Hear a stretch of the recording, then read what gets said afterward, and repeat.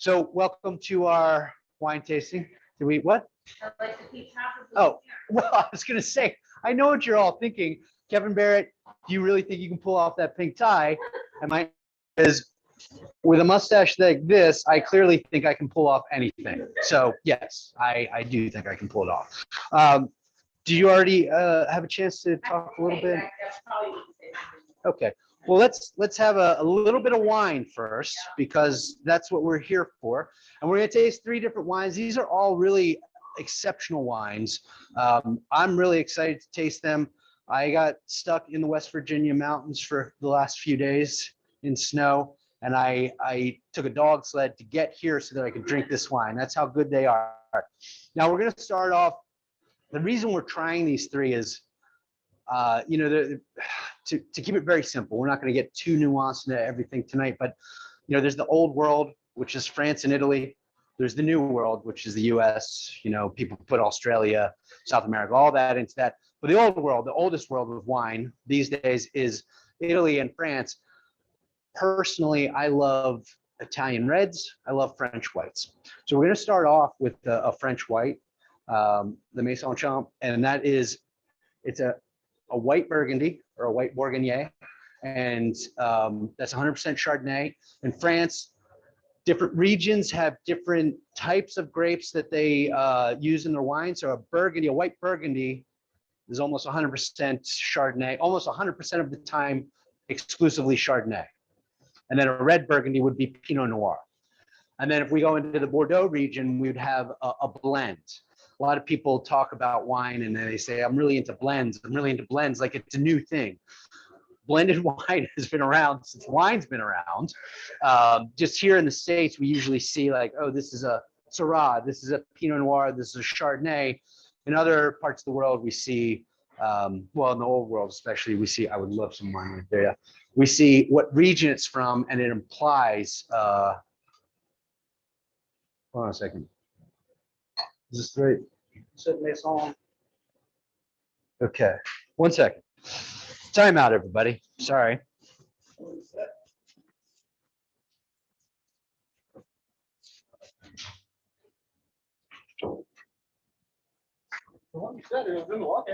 Dude. This is not the wine we're supposed to have. That's why I delivered it to everybody. Is that red? Yeah. This is the one that was in the walk-in. Can this fucking thing be going any worse? All right.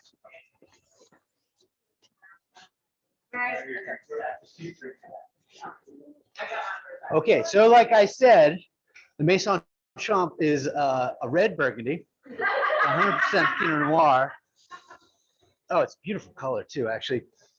And the fact that you chilled it down is not a bad thing. I usually, this is for real, I'm not just covering for our mix up here, but if you take your red wine and you chill it down in the refrigerator, take it down to about 45 degrees, and then pull it out, let it sit for a minute before you drink it, it's actually perfect temp. Everyone says room temperature red wine, refrigerator cold wine. Refrigerator is too cold for white wine, and red wine room temperature is too warm. When they say room temp, they're thinking more like cellars and castles from back in the day. You want your red wine probably down at like 60, 65 to start. You want your white wine more than 45, probably 50 or 55. So, all right. This is, I feel like it's still 2020, is it? Yeah. Everything's going so great. All right, so we're gonna try our first red wine. It's a red Burgundy or Bourgogne. It's 100% Pinot Noir. It's not the wine we anticipated, but it's the wine we deserve. And before we get too deep into it, let's talk about how we taste wine. And it can get super snobby and pretentious, but there's a reason to it, and you can do whatever you like with it. Have fun with it. First of all, you're going to look at the color, okay? And this is with like most things you taste. You put something white behind it to really get a better look at the color. And this one is not extremely dark, which is typical for a Pinot Noir. but it does have a really pretty color, kind of like a garnet color, I think. But you can see through it pretty well, so it's not like inky is another way that somebody would describe something super dark and dense and not translucent like this. Okay, so first with our eyes. Next, we're gonna get it with our nose, and to do that, a good thing to do is just give it a little swirl. Get a little bit of those volatile, that volatile liquid, let some of those vapors come up, and inhale it through your nose. Some people like to have their mouth open while they're inhaling through their nose. It looks ridiculous. And you feel ridiculous doing it, but it actually does give a little different perception of it. So it has a really nice nose too. What do we get out of this? Anybody have any comments on the nose? Amazing. Oh, give me some fruit, some descriptors. What do you think? Grapes. Okay, that's a good one. I get a lot of cherry, like a tart cherry, stone fruit. Good one. Tart cherry. Okay, so now we've got the aroma. Okay, now we're gonna taste it. We're gonna have a little sip. You know, a lot of times tasting anything, they take a sip. With wine, you're always seeing them spit, but they don't always spit. And remember that first sip, you're just acclimating your palate. So whether you're spitting or not, that first sip, rinse it around a little bit, and then really think about the second sip. So let's all take a small sip. Do whatever you like with it, but I'm going to drink it. Get some impressions from it. Okay. What I had before this, I had another glass of wine, so maybe that's playing with it a little differently. So now my palate's clear, it's charged up, it's ready for an actual sip of it. And here's the pretentious thing that you see people doing with wine. Back when I in a wine shop, we would taste wine all day, and I swear I would do it with my coffee, with my water. But you take a little sip and you try to inhale, purse your lips and inhale through the wine to kind of aerate the wine in your mouth, and start slow. It's very easy to yeah, it's very easy to waterboard yourself and spray your friends if you're not familiar with this. But let's all try to do that. Just a little sip. Inhale. I'll show you what it looks like. Also looks ridiculous, but it's worth doing.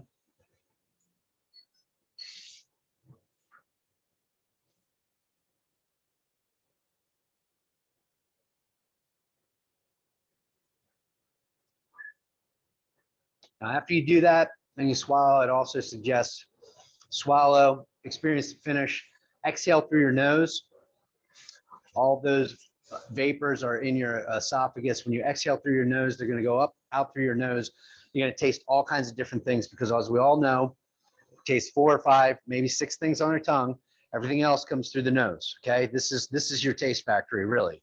So that's how we taste wine. Now, from this point on, do whatever you want. You can sit there and hold your wine like this and aerate it as much as you want in your mouth, or you could just chug it. So it's all up to you, but that's the learning experience on tasting wine. Now let's talk about the actual wine, just a little bit.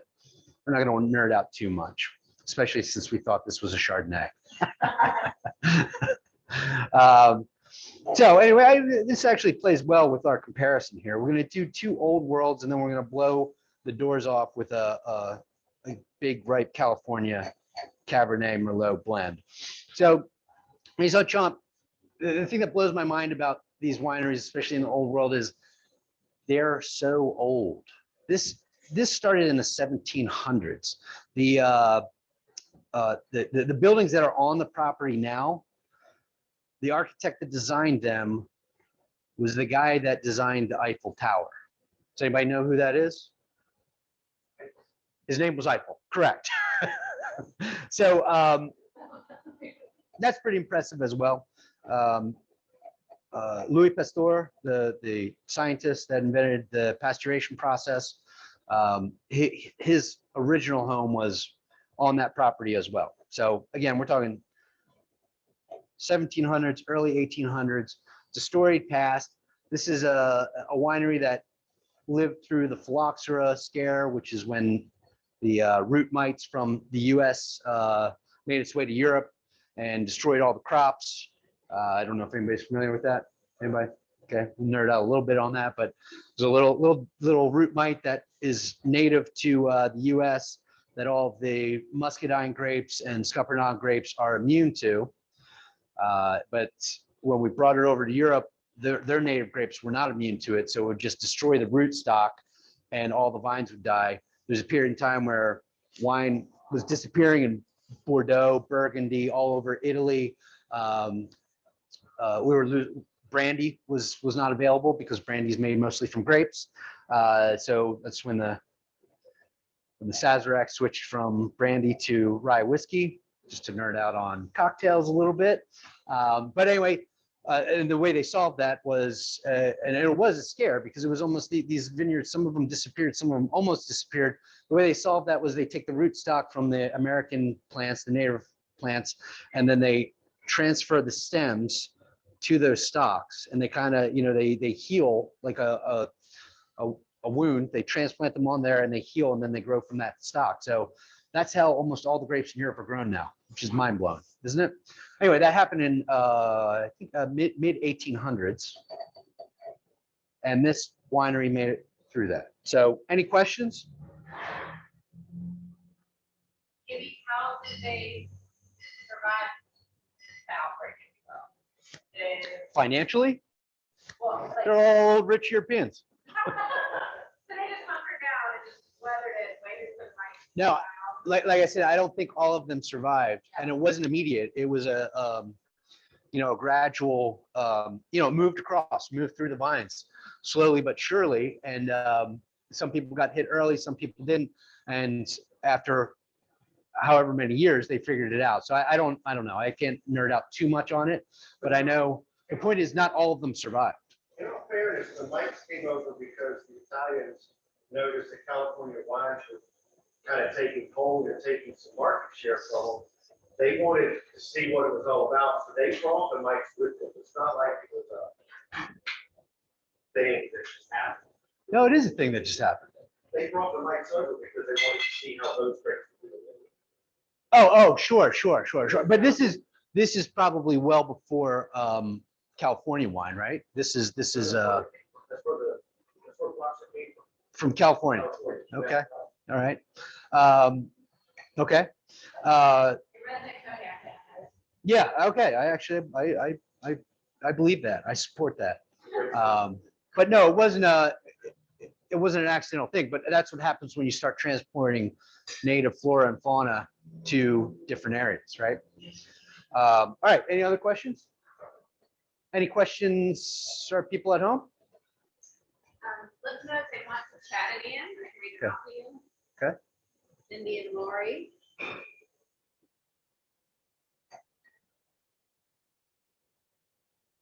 Okay. Yeah, I would love some more wine.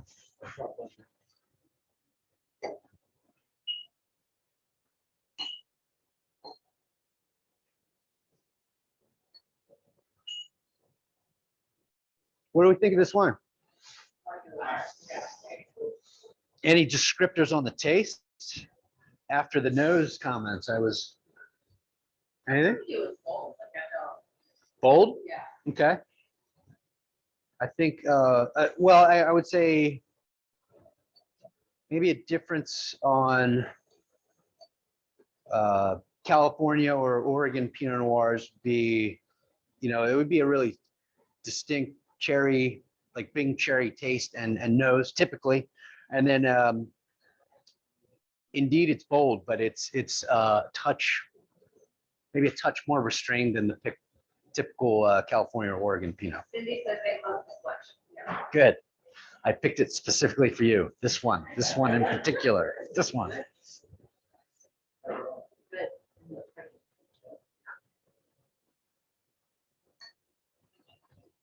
You're good. You can go. You can go. You can pass. Oh, okay. Are you waiting for? All right. Now, if we're ready, we'll move on to the second one. It's the Fontanafredda Barolo, and the reason why we picked this one was a few years ago. when I was in my early 20s, I thought wine was wine. I thought a $10 bottle of wine and a $50 bottle of wine or $100 bottle of wine were all the same. It was just that somebody decided this was expensive, or some rich or famous person like this, so they charge more for it. Didn't really understand it, like a typical, 20 something that hadn't been exposed to a lot of wine before that. We worked at a lot of restaurants, started learning a little bit more about it. I lived out in Washington State, finished school out there, and worked at this wonderful, amazing restaurant with a troubled, talented chef owner. And it had been a little French place. When I worked there, it was a little Italian place. Same owner both times. This guy could cook anything by himself, didn't need help. He could cook it, chop his vegetables, cook them to order while everything was going on. He was amazing. He really was, but very, very difficult to work for. So anyway, during the Italian place, it was a small place. It was mostly me and another guy that worked there. At the end of a meal one night, or a service one night, the owner came out, had a glass of wine with a friend of his. They finished it down to about 3/4. They left. The bottle was on the table, and Mike and I, that was his name, he poured a half a glass for both of us. And he said, "This is for us. Cheers. Here, this is," and it was actually, wasn't a Barolo, it was a Barbaresco, but we'll talk about that in a second. He said, "Cheers." And I took a sip of it, and I swear to you, that was the moment that I understood wine is an amazing world unto itself. That sip of Barbaresco grabbed hold of my taste buds, pulled on them, let go, and left me standing there like stunned, like, oh my God, that's something different than I've ever tasted. So that was a Barbaresco. This is a Barolo. Two of my favorite wines, period, both made from the Nebbiolo grape. So that's why this is here. I think this is an amazing representation of old world wine. It's big and bold. It's not overdone. It's not overripe. It's elegant and restrained, but still it's got a lot of structure behind, a lot of tannin to it as well. This is a 2015, I believe. Yeah, 2015. So this one right now, it's 2021, 6 years. This is probably a good time to drink this. Between now and I'd say probably 4 more years we could go with this if we wanted to, but 6 years I think is fair for this. And this is the kind of wine that you actually kind of want to look and see how the vintage was, because they're all awesome. They're all amazing, but there are stellar vintages out there where the weather was just right. They didn't have any hailstorms, and they're some of them, they say this is the one that you sell, or this is the one you definitely keep for 10 years. And the 2015 vintage, they actually call it idyllic, but not cellar worthy, meaning cellar worthy, meaning 10 years plus. So right now we're drinking a very good representation of a Barolo at probably just about the right time. And it smells fantastic. So let's take a look at it, right? A lot darker than that Pinot Noir. Not a lot, a little bit darker. I'd say the longer this stays in the bottle, the more of a red rust color that it gets to it. I've had a couple Barolos recently that really had that kind of red rust color to it. It's a nice color. It's amazing nose. It has like, you know what? What do you guys get out of it?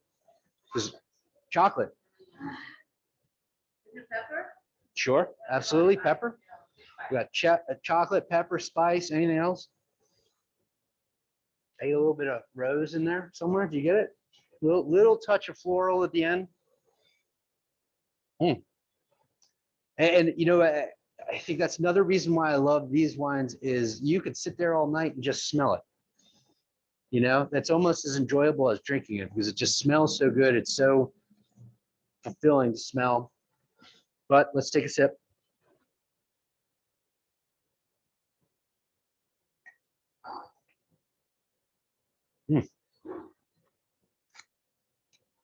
So a bit different than the first one, right? Starkly different. I think it has more tannin, a little more muscle, right? A little more muscle than that first one. Not to badmouth the first one. The first one I love. Just different wines for different times, different settings, different moods, different food, right? Different food, of course. I would take that with You know, you think of like a traditional Italian meal, like an ossobuco or something like that. That would be amazing with that. And Italian wine, it's all made for food. The white wines, the red wines are all made, developed for food. So that's why if we got into, we could do 10 classes on Italian whites because there's so very many of them and they're all so weird, but they're all great. They're all very acidic. They're all based on, you know, acid pairs with food well. And even this one, it's got a high tannic, you know, a lot of tannic. So, you know, when we talk about tannins in a dry wine, that means it literally dries your mouth out, right? Dries your mouth out, almost gives it like a leathery feeling in there. An acidic wine will dry your mouth out, but then make your mouth water. So it's like dry and then rehydrate, basically. So this one, it's a nice balance between the two.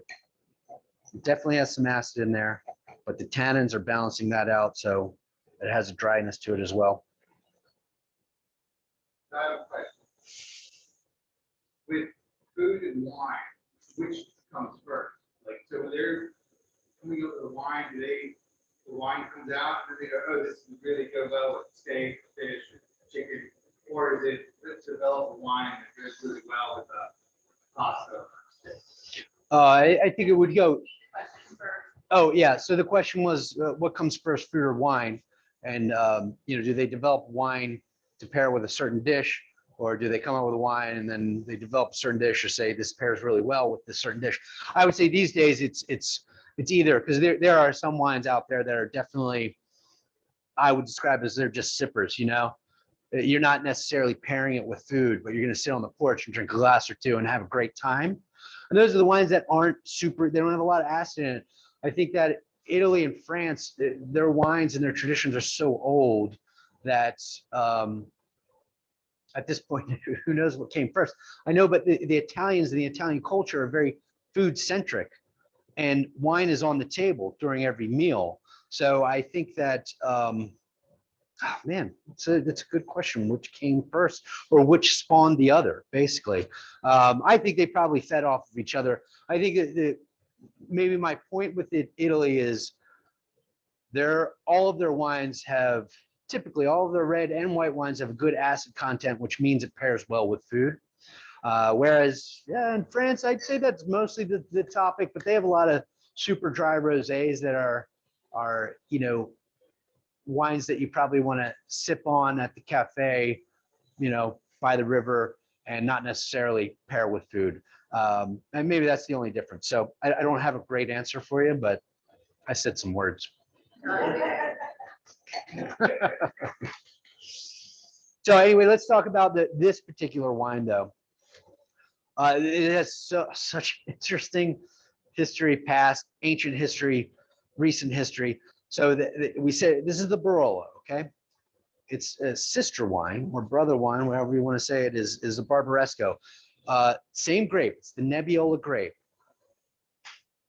Little difference between the two. Barbaresco has to be aged for 2 years before it's bottled. Barolo has to be aged 3 years before it's bottled. Typically, between the two, the Barolo is the stronger one, stronger, beefier one. The Barbaresco is the slightly lighter one, slightly more acidic one. Originally, it was explained to me as this is the more masculine, the Barbaresco is more feminine. Not sure what that means, and it's not always true. Also, you could have a really you know, really strong tannic Barbaresco with a lot of structure to it. And then you have a Barolo that is a little bit lighter in color, a little bit lighter in tannins. Just a generality, very general. But to be a Barolo, it has to be in the Barolo region. To be a Barbaresco, it has to be in the Barbaresco region. The way it was explained to me very simply is there's a mountain or there's a big hill or a tiny mountain in between them. On this side is Barolo, on this side is Barbaresco. That's a simple way to explain it. It's not quite like that. There's actually a couple towns in between them. They're not quite adjacent to each other, but they're not far from each other either. And it's a very hilly region. If you looked at the topographic map, it's all swirly lines everywhere around it. There's other grapes grown in these regions in between. Barbera is one of them.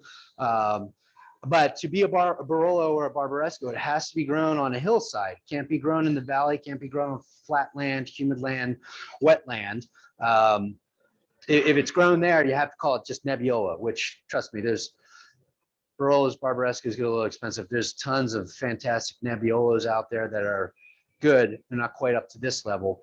And then there's a smaller region within all of that where they grow Gattinara, which is the Nebbiolo grape as well, which is, again, not quite as structured as a Barolo or Barbaresco, but very enjoyable, a little less expensive typically, and usually bone dry.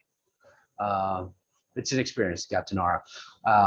But anyway, the Barolo and a Barbaresco, you go with either one. I think that the Barbaresco would typically be a little lighter colored. And both of these grapes, these styles of making this grape go back hundreds of years. Barolo actually originally was named after Marchese de Barolo. And when they made wine back then, it was actually more of a port wine style, developed more into what we're drinking today. And in the 70s and 80s, hold on, one more sip. In the 70s and 80s, this was a wine that typically was super tannic, aged at least 3 years, and then they'd probably let sit in the bottle for years after that before they even released it, because it was a almost mandatory 10-year bottle. You know, you don't want to drink it. It's not ready to drink. The tannins haven't softened up and developed yet for 10 years. In the 70s and 80s, there was a group of Italians that tried to modernize Barolo and tried to make it a little more friendly out of the bottle a little bit sooner. This is probably more representative of what we're drinking now. You can every once in a while get a Barolo that is that old world style, and yeah, you better pray it's 10 years old, because that thing's got some muscle. But there's actually a documentary about this called The Barolo Boys, How to Start a Revolution. I mean, it's hilarious. It's hilarious. They take themselves very seriously. But it's all about how these guys in the 70s and 80s kind of bucked the trend, and all the old Italians back then were like, what are you doing? You're ruining our tradition. You're ruining Barolo. Who's right? Who's wrong? I don't know. I just drink wine. But if you'd like to check that out, it is, no, it's a pandemic. You got 90 minutes to watch a documentary on Barolo, right? I did. You don't have to be a nerd about it. So anyway, most of the Barolos are like this now. They're not quite as structured as they used to be, or quite as tannic, I think is the word. They're still structured. Tannic is, you know, a lot of Bordeaux, even Bordeaux these days. There's Bordeaux you can drink a few years out of after the vintage, but you know, a big Bordeaux, you're going to let sit in the bottle for 10 years at least. And those are the ones that you could let go 20, 25 years. So when you're getting into Barolo, know what you're buying. Know what vintage you're buying also. Maybe do you have any personal tips on keeping those bottles in as good a condition as possible? So that way when you open them 10 years later, you're not unfortunately disappointed. Yes, and I'll tell you my problem is when I buy wine, I drink it. I have a real hard time holding on to wine, and I do hold on to just a couple bottles for a while. And I have a little wine cooler at home. That's where most of the wine is. The things that you're going to hold on to for a while, never want them to get too hot. Heat is the biggest enemy of wine. I mean, heat will destroy wine. Cold, you don't want it to get too cold, but it can get pretty cold and still hold up. Heat is your bigger enemy. So you want to keep it temperate. And if you're holding it for 10 years and you hold it at 70 degrees, you're fine. Ideally, you'd hold it more like in between 40, 45 up to 60, 65. But if you hold it at 70 degrees, it's going to be fine. If you're holding it at 90 degrees for a month, you're ruining the wine. So be aware of temperature. You kind of want a you know, pretty dry, dark place as well, because sunlight is constantly destroying everything, including us, apparently. And then you want to store it on its side, because almost every single wine that you're going to hold on to for a few years is going to have a cork top, and it's the most perfect storage device, storage topper, but you don't want it to dry out. That's its only flaw. You don't want it to dry out. You want the wine to have some contact with the cork, and it doesn't have to be 100% of the time. You can store it like this, and then every once in a while, give it some juice. And if you're storing it on its side, you do want to rotate it every once in a while. And then some of these old wineries, they have guys that go through and they rotate each bottle a quarter of the way or a third of the way every few months or every other month or whatever it is. These aren't, you don't have to worry about that as long as you're paying attention to it every once in a while. You're doing this. It's going to make sure that the very top part of the cork doesn't dry out and you get a little hole in there and a little leakage, because then all kinds of bad things will happen. Your wine will oxidize and go bad. It won't age anymore. It will oxidize. It might leak, or you might get, man, if you've ever had a corked bottle of wine, I don't know if you've ever experienced this. It's a very distinct smell and taste. And for me, it's like I can smell across the room right now in that glass, that table. And have you ever tasted wine that smells and tastes like wet cardboard or mold or mildew, and you're out at a restaurant, you tell them, take this back or I'm going to fight you, because it's terrible. It's not going to hurt you. It's not going to hurt you. It's not going to injure you. It's not going to make you sick, but it will ruin your palate for the next 3 days. It is a terrible experience, and it's just something that happens. Wines with corks every once in a while. That's why we call it corked. So keep that in mind. When you order a bottle of wine at a restaurant and you don't like it, that doesn't mean that you can send it back. You ordered it, they open it up for you, you drink it, how bad can it be? But if it tastes like mildew or smells like mildew or wet cardboard, there's something wrong with the wine. That one you send back and have no regret, no shame for that. That they will gladly take it back, should gladly take it back. They can put the cork in it, give it back to their distributor and get a refund for it. So yeah, enjoy your wine when you're out at restaurants, when we all start doing that again someday soon. All right, any questions? Any more questions? So why is it not, I would have thought across the board, you can have wine that you just keep as long as you want, but you're acting like there's some that that's fine to do that with, and there's some that there's kind of a peak. It's not acting. It's actually. I don't know, you put on a good show. So, no, it is true. It's true. There are some wines you don't want to hold on to for 10 years. Certainly do not. There's some wines you don't want to hold on to for a year. And again, it's not going to ruin it if you drink it for a year later. But, Prosecco is not meant to be aged. Champagne is. Prosecco is a sparkling Italian wine that's lighter, fruitier. Champagne is, smaller bubbles, more of a toasted bread aroma and flavor, green apples and all kinds of stuff that you can hold on to. Most of them you can hold on to for years. Prosecco is fresh and lively and meant to be drank soon. And so the Burgundy region, the other grape that's grown out there, Beaujolais and Gamay. Beaujolais Nouveau is fresh, young Beaujolais that is meant to be drank right now. It's almost grape juice. It comes out around Thanksgiving. You've all probably seen it, Beaujolais Nouveau. Say again? Oh, yeah, absolutely. And it's usually right before Thanksgiving, and it's Beaujolais Nouveau, and it's just fine for what it is, but it's made to be drank that season. And here in the States, it's a French wine, of course, but in the States, people associate it with Thanksgiving. And guess what? You want to buy it for Thanksgiving and take it to Thanksgiving, do it. It's a great option because it goes with everything. It's very light. It goes with all the sides, maybe not the turkey perfectly, but it goes with all the sides.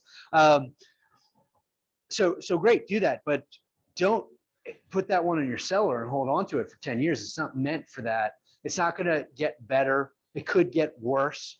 And a lot of the wines, if you're buying a $10 to $20 retail cost wine, it's probably not meant to be aged for 10 or 15 years. Could be meant to be held on to for a couple years or maybe even 5 years, probably.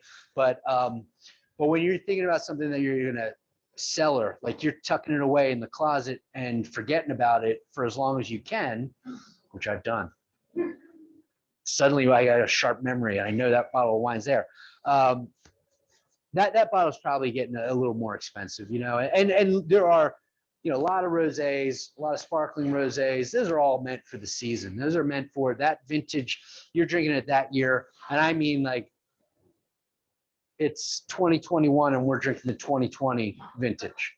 It was just released, it was because, it takes a little bit of time. You're probably not going to be drinking 2021's version of a rosé this year. You're going to be drinking last year's version, but they pressed the grapes, aged it for a minute, bottled it, let it sit for a little bit, and now it's ready to go.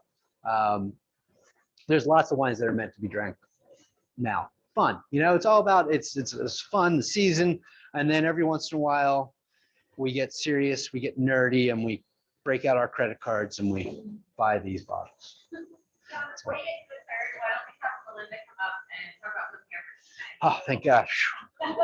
Break. Hey, after break. I,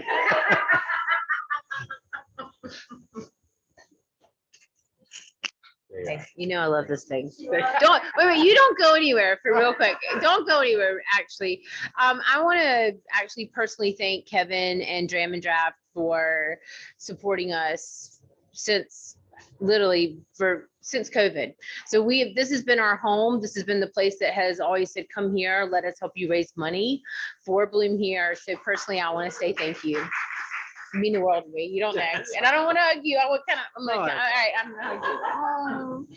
Always open. And I also want to thank Lisa at Rollywood Media. Woo, girl, you always push to do things and make it make it the best.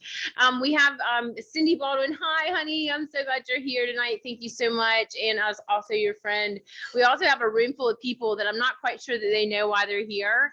So I'm just gonna let you know why you're here. You're friends of BLOOMHERE. Always bring friends to BLOOMHERE back. Well, and who we are is we are a home that helps women that have been abused, addicted, or trafficked live for 2 years, rent, dental, and mental free, holistically. So they get to come in off the streets and be with us and live for 2 years free while they heal. And that's really big to me because I'm a survivor, and I'm very proud to say that I'm a survivor. And I actually had the means to help myself. And I noticed when I was helping myself that people didn't have the means. So tonight, all of you that have given money for us and to do this is what you're giving to is one new woman actually that walked in the house this Wednesday. Woo! She came from Atlanta, Georgia. She was dismissed from prison. She left prison for the fact that she actually went to prison to get away from her abuser. And now she got a second chance coming here to Raleigh, North Carolina to be with us. So everything that you give goes right back into our house, which I'm very excited to say. And I just want to thank all of you for being here to be a part of it. Cindy, of course, again, you, because there's a special story. There's a guest on here that's Cindy Baldwin that is on the Zoom. If all y'all want to say, hey, Cindy. Hey, Cindy.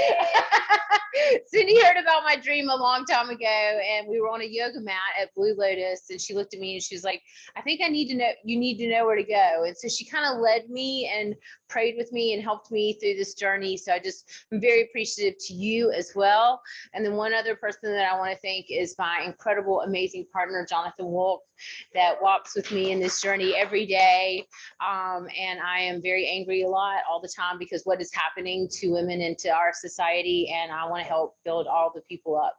So I thank all of you for being here that don't know me, but also just thank you for representing BLOOMHERE, because we're a movement. We're a movement for women. We're a movement for people to get help to get out of their situation.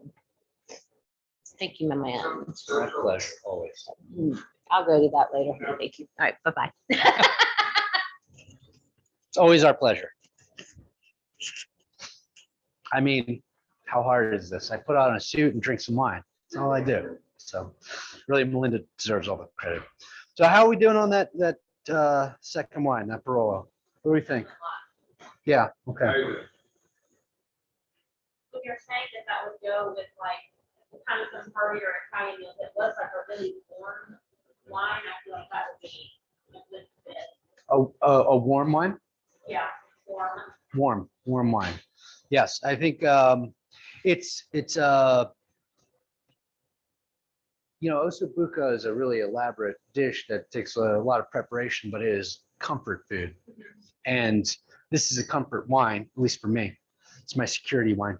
Well, and a lot of Italian food, I think a lot of Italian dishes are comfort food. So it would pair well. Oh, it would pair well with there's so many dishes running through my mind right now that would pair well with. And you experiment, you have fun with it. It's probably not something that you're gonna drink with a salmon dish or a tuna dish, right? You probably want to do, actually a salmon dish or a tuna dish, you might be able to get away with this or a white wine. What's that? Salmon pasta. Sure. Okay. Well, depending on the sauce.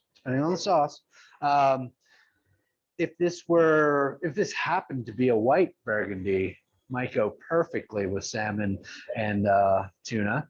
But this would skirt it. This would be just fine with salmon or tuna, I think. All right, so we're gonna move on now, I think, right? Are we all ready to move on? Okay. We're gonna move on to the Neyers Vineyards. Yeah. Oh, my man's right here.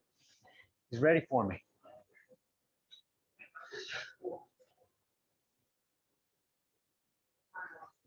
Oh boy. Wow, look at that. All right. So this is the Neyers Vineyard Left Bank Red. Oh, wow. So, and in contrast, we're talking about the Maison Champy from the 1700s. The Fontanafredda, I think, is early 1800s. And Neyers Vineyards was started in 1991. So this is the difference between old world and new world. There's a lot of other differences too. And I've already told you my preference. I've cheated and given you the answer, but this is a distinct, different kind of style, and these are generalities too. This is a big, strong red wine, super ripe fruit. It's Merlot and Cabernet Sauvignon. It's about 50-50 each. I don't know if it's exactly 50-50 each, but and they don't always tell you, but it's about 50-50 each. And I'll tell you this, I'm looking at it right now. I cannot see through it at all. This is dark. This is inky. And the smell is distinct. It's powerful. A lot of ripe fruit in there. Let's take a sip.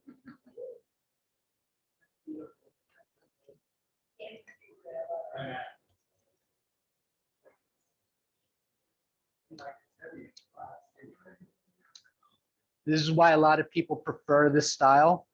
It is super ripe, lots of flavor, almost overwhelming, in my opinion. Kind of blows these out off the table. This is taking control now. This is just, this is what? Cold weather wine. Sure, this is cold weather wine with a big fat bone-in cowboy ribeye. That's what this is. We're cooking that right now. Are you really? I just don't want this. I don't like. Oh, we love it. Johnny lives with ours. Wait, what do you have? Yeah, here. What are you cooking it in? Oh, the sous vide, yeah, great, yeah. Cindy says the Barolo is fabulous. It goes very well with your spicy cheese. And Laurie says you can chew on the last one. That's a great tip. Correct, yeah. You can Sure. cut it with a fork and knife. Yeah, and people will describe it's chewy, it's thick, it's dense, there's a lot there. And after the first two, it's kind of slapped me in the face. Let you know it's there, and that's okay sometimes. But you understand that there's a very distinct kind of style here, and preference for some people overwhelmingly want that big ripe fruit. Same with the Chardonnays, the California Chardonnay. If we compared that with a French Chardonnay, you'd have kind of a restrained flavor expressing the fruits, a little bit of oak to it compared to a big buttery Chardonnay that, you're not sure if it's made by grapes anymore, made with grapes. That's my opinion, but some people love that. They prefer that. Personally, I like the expression of the fruit a little bit more. So this is, again, I'm not bad mouthing this at all. This is a fantastic wine that if I had a big fat steak in front of me, I'd be happy to drink this and eat that. But my personal preference lean more towards this style. I think there's just more nuance to it, more restraint, more elegance to it. It's more detail involved. This is big, blowing you out of the water. That's more about details and the subtleties and the layers of flavors. Yes, miss. The sparkling reds that are coming up, which grapes do they usually go on? There's not a lot of them out there. I've had sparkling Shiraz before. It's fun, different, not what I want to drink all the time. What else? I have a sparkling Lambrusco that was light and fruity. There's something else that I'm forgetting though sparkling Lambrusco is fun, sweet, fruity. Like it's served with chill, it's good with dessert, I don't think I've had a great sparkling red, a lot of great sparkling rosés. And again, typically, not always, but typically those are fun wines. Some of them you could age, some of them you could age for a few years, but no, I don't know. Tell me, what have you had that you've liked? we were in New Zealand and we had a Pinot sparkling, which was lovely. But I wasn't sure grapes we usually like. Was it red or was it, because there's sparkling Pinot that's pink. Pinot Noir is actually used in Champagne. Oh, that makes sense. Yeah.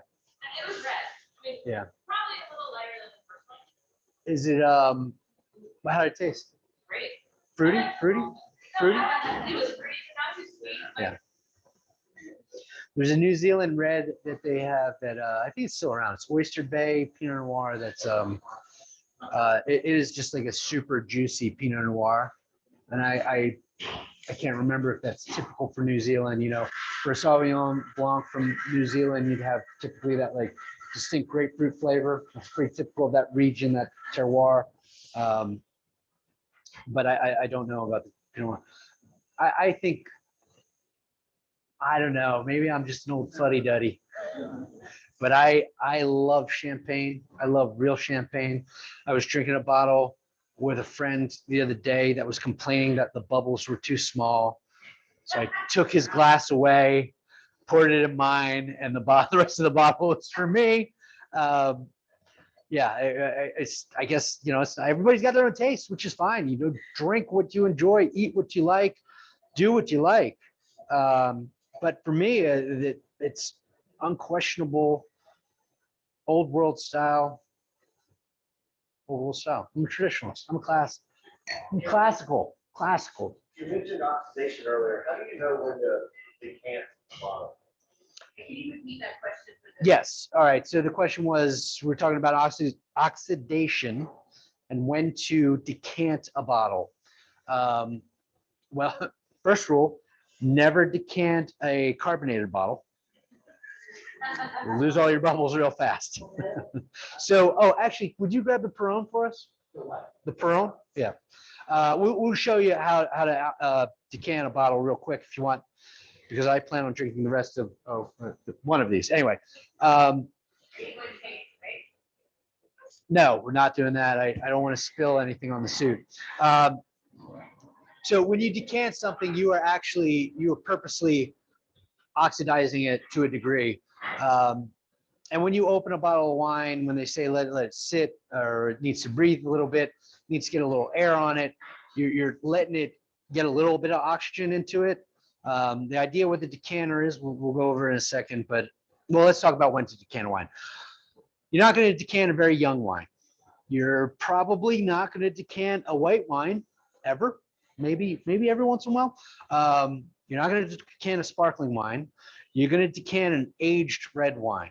And the reason you decant it is out of the bottle, little tight. It's probably aged, so the tannins have developed. And what actually happens is the tannins fall out of the wine. Okay, they fall out of the wine. And the tannin is the part that really gives you a dryness to the wine. When they fall away, it can maintain its dryness, but there's other flavors behind it. The tannins can almost have almost like a bitterness to them, but when they fall out, the wine, the other flavors behind it come through. And this is a terrible example of a decanter, but we're going to use it anyway. So does that answer your question? You probably, typically an aged red wine, not a young red wine, an aged red wine. A lot of old world wines, or a big California red wine, you would do it as well. Does that answer your question, Johnny? Yeah. Okay. And let's. Is it all about oxidation or is it also about sediment? Well, sure, it can be about sediment, but sediment doesn't bother me out of a bottle. Sediment doesn't bother me in my glass. Unless you're chugging your wine, which I know we do every once in a while. And part of that sediment, we're just talking about it, what Johnny's talking about. He asked, is it about just oxidation or is it about sediment? Part of that sediment, it'll form on the bottom of the bottle. Part of that is the tannins dropping out of the wine. They literally, and it's dead lees or dead yeast called lees that forms on the bottom here. And you'll get that a lot on aged wines. And if you pour it into everybody's bottle or everybody's glass, they'll have a little sediment on the bottom of the glass. Not the end of the world. You just leave that little last sip. That doesn't bother me. Some people it bothers. If you're decanting a bottle, you'll pour it slow and you'll probably get to that sediment at the end and you'll just stop with the bottle. Then you have a decanter full of wine with no sediment or very little sediment on it. So for a lot of people, it is the sediment. That's fine. For me, that doesn't bother me at all. I every once in a while when I'm out to dinner, order a bottle and make a point to ask for them to decant it. Sometimes they decant it without me asking, but every once in a while I ask. And I'll tell you, out of these wines right here, probably not decanting that. A Pinot Noir, typically, I'd say most of the time you're not going to decant that. It's more bigger, bolder red wines. This Barolo, I am going to decant right now. It's the perfect example of when and why to decant. And then this one, I think I would decant this as well. I think so. It's not going to hurt it. I don't know how much it's going to do to it. It's a 2018. I don't know how much it's going to help it open up, but it's not going to hurt it, I don't think. Especially if you're at a table with a group of 3-4 people, you're all having a glass. You know, as soon as you pour the wine into your glass, it's decanted. It's aging, it's oxidizing. And the point of a decanter is more surface area for the wine to touch the air. When you pour it, which again, this is a Porron, this is a Spanish decanter. What we usually do with this is put anything in it and hold on, we just rinsed it out. So we pour it like that, pour it into our mouths and act like Who would like to see that? Help me understand the why. Me too. I think I told that. all right, listen.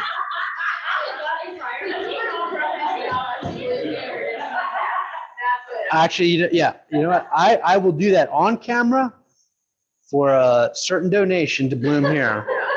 Otherwise, happening off camera, no pictures, no recordings. But anyway, that's what we did. I'm going to show you just a quick example of what the idea behind it. We'll pour it.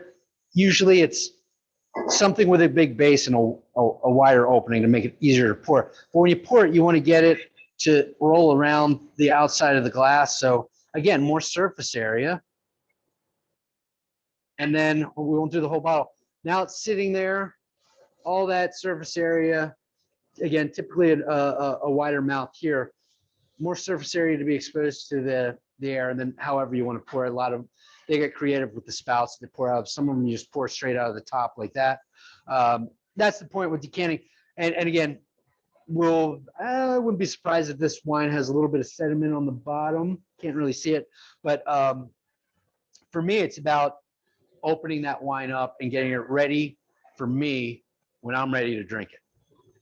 Now, part of, I've also heard, sort of like you're talking about the surface area that you pour it like kind of aggressively so that it, Well, you can pour it aggressively to get some glug glug glug, like that kind of like air it while you're doing it. But what I was doing as I was pouring it so that it covered, like a thin layer covers the whole surface of the glass and gets exposed to air.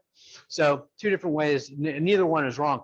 The most important thing is to get it into this container, again, with a wider opening here, and expose a wide surface area to air. So how you pour it is, I kind of like doing it like that. I think it looks cool, but pouring it with the air, trying to air it while you're pouring it is a good idea too. And a lot of, I have one of them actually. They have the little spouts that go on here, or the little things you pour into, and it gurgles it basically while it goes into your glass or out of the bottle into your glass. All that's doing is putting air into it, just exposing it to more air, open it up a little bit more. How important is that? Most of the wine that we drink, most of the time, not that big of a deal. But an aged bottle, again, like a Barolo, a 6-year-old Barolo, pretty nice to have it at least open the bottle 45 minutes before you're going to drink it. That helps. Not as much surface area. What would be best actually is to open it and pour everyone a glass and let their glass sit. Yeah. that was, yeah, so like if you're having 4 people, right? They drink it to glass, pour the glass, right? And then you decanter the second bottle, right? Yeah, sure. And again, this is another reason why you should have your red wine chilled down. Is you pour it, and again, keep in mind, this wine is going to warm up as we drink it, and as it warms up, more flavors are going to come out of it. And if you want to open this bottle, pour 4 glasses 15 minutes before anyone's going to drink it, and you poured it at 50 degrees, by the time they drink it, it's going to be 60, 65. It's going to be warming up to the perfect temperature or beyond. And then you're going to decant that other bottle. You're going to decant it, let it sit at room temperature. It's going to warm up as it's sitting there waiting for you.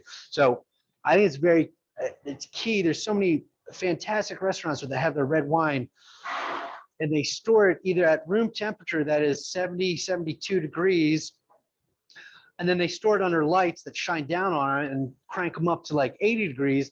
And then you order a bottle and you think it's a nice bottle and it's been sitting there at 72 with lights on it. You drink it, it's 80 degrees. Does anyone here think that an 80-degree glass of red wine is enjoyable to anyone ever? My dog wouldn't drink that. Do we have the opportunity to buy some of the wine tonight? If that is not. We'll see how many I have left for me. But yes, we do have extra for sure.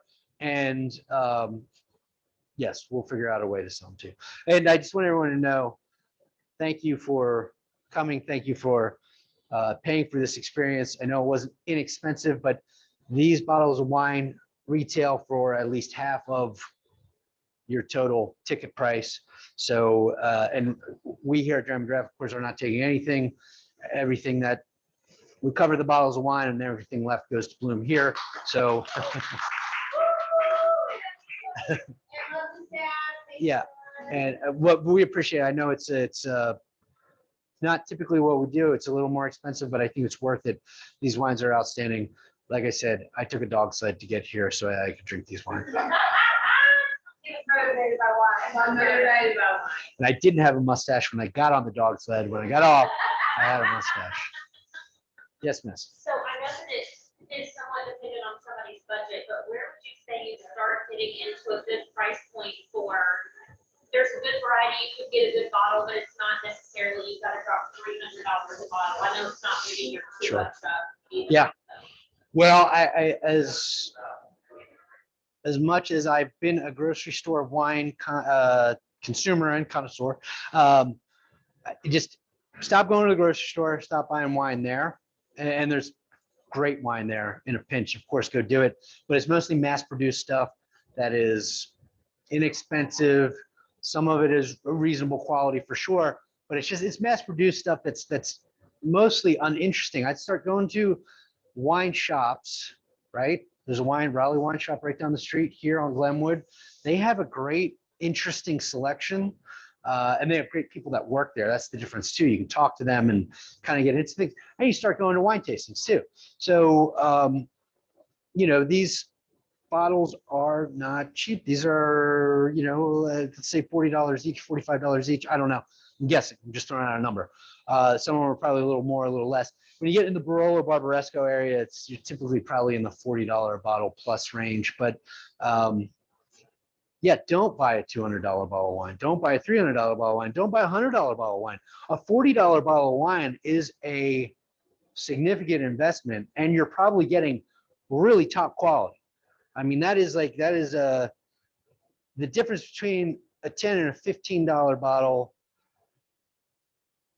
probably isn't huge. You get to a $20 bottle, that's like, you know, like there's these steps. When you're paying $20 plus, you're in another category. When you get up to $40, you're in another category. If you're paying $100 or $200 for a bottle of wine, you tell me, does it taste good? It damn well ought to, you know? But you're talking about storing, then if you're at a restaurant, basically double that, is that a fair rule? Let's all agree that if you're in a restaurant and you're buying a bottle of wine, you're getting ripped off, but we do it for them.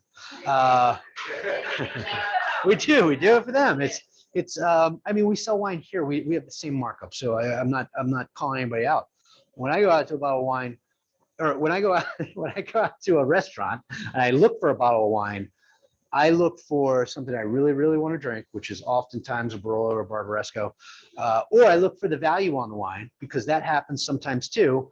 But you kind of have to be dialed in a little bit to know, like, oh, that's only $60, and I could probably still buy it at the store for less than that, but they could easily charge this much more for it. I'm jumping on that one. It's, you know, you're not paying for the bottle of wine, you're paying for the service, the experience, all of that. So it's justified. And when you get above a certain price point in wine, they're still marking up a lot. Their percentage markup goes down.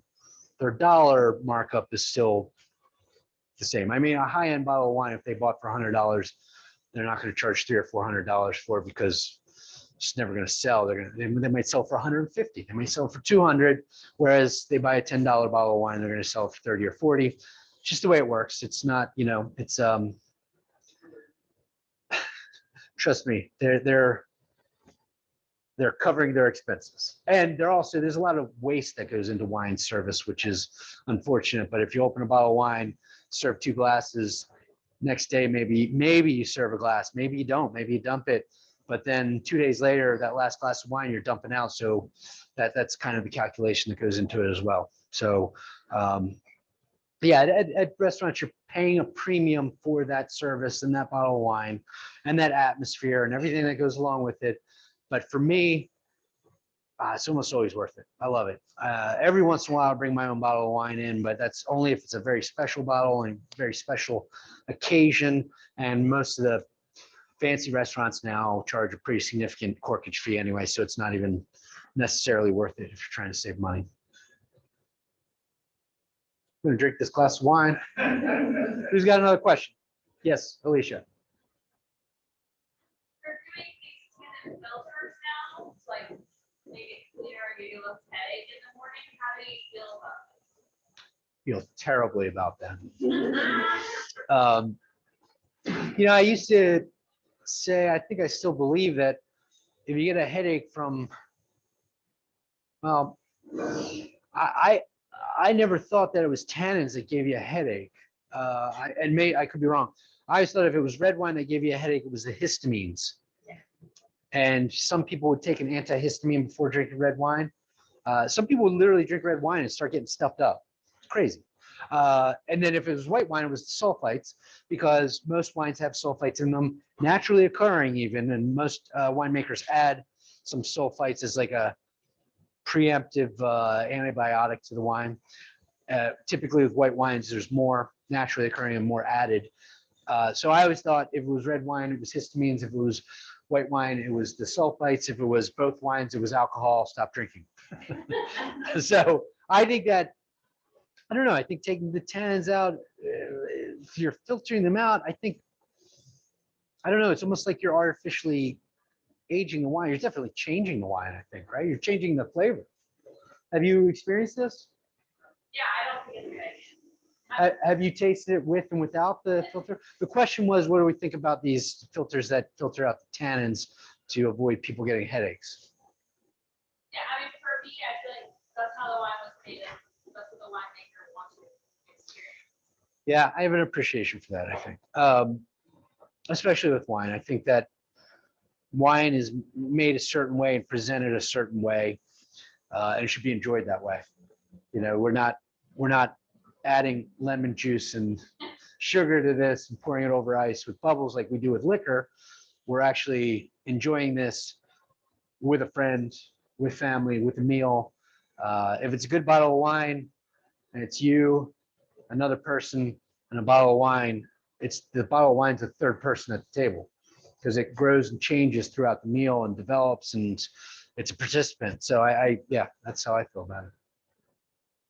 I think it probably makes sense for people who have really adverse reactions to wine, to allow them to at least enjoy the experience with friends. But if the only reason for doing it is less hangover, it's like, well, you might as well just burn the hangover. But I think a good friend who has a very allergic reaction, this allows him to participate in drinking wine at dinner, something that she was left out of before, and it's lessens the impact of the feelings. Yeah, if you burn those hangovers, embrace it. I think those people should drink vodka. Look, I learned about vodka hangover before, yes. All right, well, I'm going to continue to enjoy the Barolo because that is it's my close favorite. I really did enjoy that that red Burgundy. And if there's any other questions, let me know. I'm here. If there's another question, yes, miss. You just here at the end, you mentioned Raleigh Wine Shop. Are there any other wine shops you can just kind of shout out that are like personal favorites of yours since you're far more knowledgeable than I am? I just drink a lot.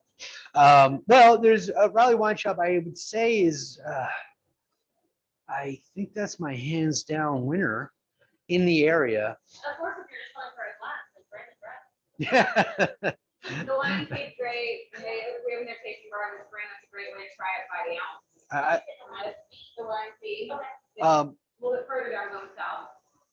I like Seaboard Wine. I've been there. So Raleigh Wine Shop are our friends down the street. Oh, Short Walk is down on, what street is that? So, what? They're Marvin. So, Short Walk Wines is downtown on Martin Street. Or we like Wine Feed. Breast cancer survivor, and they do a lot of fundraising, so good to do with them. I think that's most of the ones in the area. And you know, there's this wine shop on the other side of Whole Foods on Oh, yeah. and I have not been there, so I can't. I was there years and years ago with the previous owner, loved it then. They left, someone else owns it or somebody worked. I don't know the story, so I can't attest to them, but I had been there years ago under the previous owner and it was fantastic. So that would be another one a little outside of the area. So, you're welcome. So I have a question as a segue. Yes, sir. What you guys typically do. You're gonna have a steak dinner, you're having one of these reds with your steak dinner. What is your pre-dinner and post-dinner cocktail? This guy is plants. He's. I'm applying on so many levels. So true. Well, so people do these beer dinners and they do these cocktail dinners. I don't like it. I think wine is with your meal. And he's just talking about us. Yeah. So, the question was, if we're drinking wine during our meal, which yes, that's what we should be drinking. That was my point. What do we drink before? What do we drink after? And I would say it kind of depends on where you are, what you're thinking about drinking, or what you're thinking about eating. I could never turn down an old fashioned to start, right? Yeah. Maybe in the summertime or the springtime, I'd go with something lighter, like a gin-based drink, or a shaken drink. I mean, that's how my mind works. I'm separating the worlds right there. So shaken drink instead of a stirred drink, maybe a gin drink, maybe like a last word would be delightful to start dinner. A little bit of citrus and chartreuse to charge up the palate. But again, I would do an old fashioned anytime. And if you asked me a year from now or a year ago, I may have said a Manhattan or something different. It's just, yeah, today. Oh, today I would do today with this weather. Happy Valentine's Day, everyone. It's a wonderful.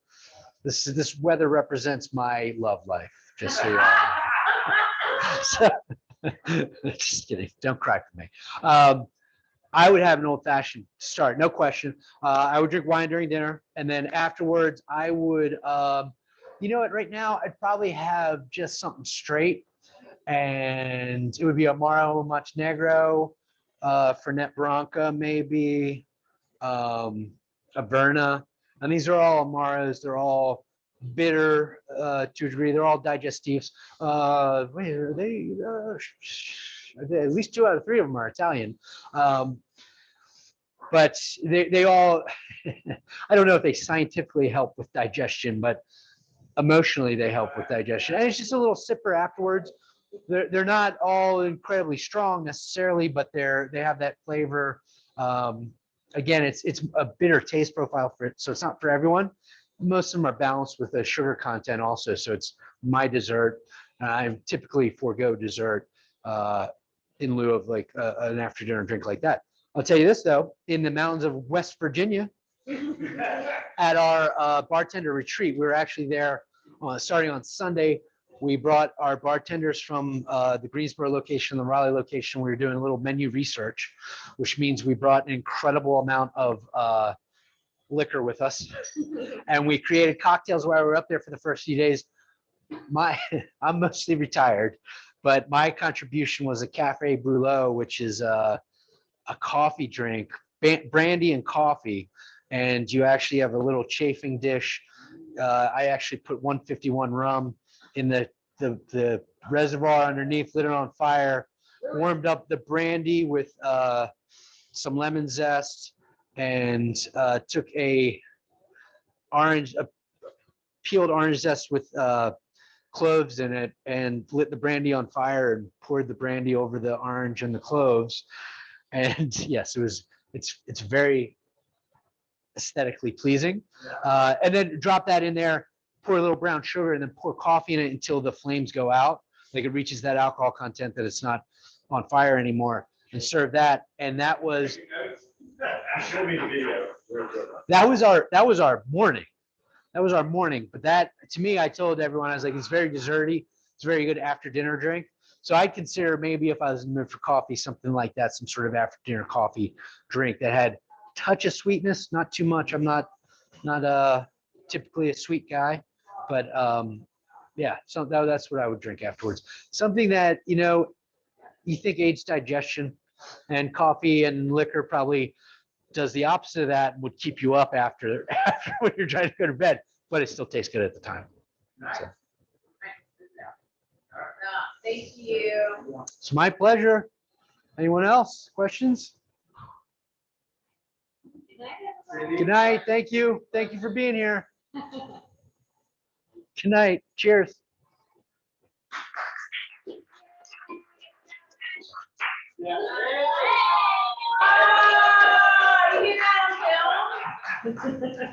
I could have gone higher. I'm just trying to save the shirt. What about a nice Milano?